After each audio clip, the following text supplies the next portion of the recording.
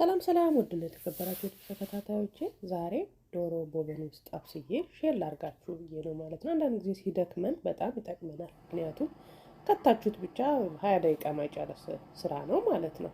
እና አሁን ሎሚ ግን ዶሮ መጀመሪያ በምን አጥቤዋለሁ መሰራችሁ? አቼቶና ሎሚ አርጌ በደንብ አጥቤዋለሁ ማለት ነው። እና ጮማ የሆነ ነገር ምሻለ ስብ ያለው በሙሉ ጥዬ ማለት ነው። ግን ቆዳው ትቼዋለሁ። ቆዳው ለምንድነው? ቅመም እንዲይዝልን ቦቨን ስንከተው በኋላ ስንበላ ግን ማውጣት እንችላለን ማለት ነው። አሁን ምቀባው እርድ፣ ቁንዶ በርበሬ፣ ነጭ ሽንኩርት የደረቀና ጨው በቃ በደንብ አርጌ ውስጡን በደንብ ልቀባው ነው ማለት ነው። ከዛ አሁን ደግሞ የላጥኩት ድንች ቪዲዮ እንዳይረዝም ብዬ የላጥኩት ድንች ነው ያቀረብኩት።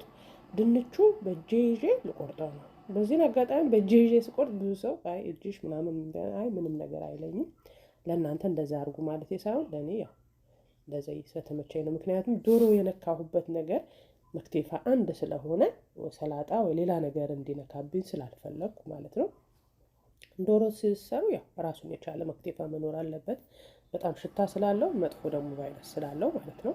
እኔ ግን በደንብ አድርጌ አጥቤያለሁ። ግን ድንቹ ራሱ ቆርጦ በእጄ ነው የቆረጥኩት ማለት ነው።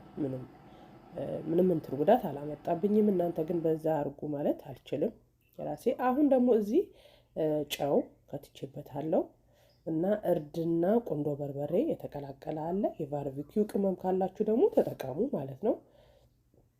እና የተፈጨን ነጭ ሽንኩርት ካላችሁ በጣም ነው የሚያጣፍጥላችሁ። እና ሶስ አለ ባርቢኪው ሶስ ደግሞ ካላችሁ ማድረግ ትችላላችሁ። እኔ ግን ኖርማሊ ቢኮዝ ባርቢኪው ሶስ ስኳር አይነት ነገር ስለሆነ አልፈለኩትም ማለት ነው።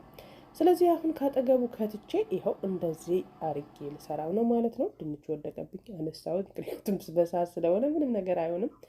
ደጋሚ ወደቀብኝ። በጣም እቃው በዝቶበት ነበረ እውነት ለመናገር ማለት ነው። እና አንድ እጄ ጓንት አርጌያለሁ፣ አንድ እጄ አላረኩም። ያው ለመቀባት እንዲመቸኝ ነው ማለት ነው። ይኸው ዶሮአችን ቀባብተን ድንቹ ሁሉ ጨርሼ እንደዚህ አምሮበት 360 ዲግሪ ነው እንትን ኦቨኑ በደንብ ነው ያበሰልና መገልበጥ አለብኝ።